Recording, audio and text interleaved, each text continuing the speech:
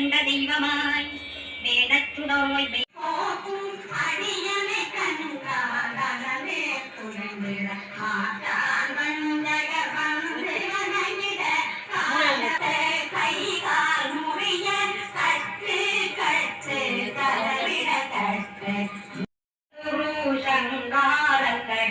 அறிஞனருள்ளம் பட்டலட்சுமிகளில் வேரணித்த பூபரம் பழமே குன்றினிருக்கும் செங்கோனே கந்தபூதவடத்தை கைலோலம் நீங்கிடவே திருவடியின் திருவருளால் செப்புகிறேன் பார்த்தருளா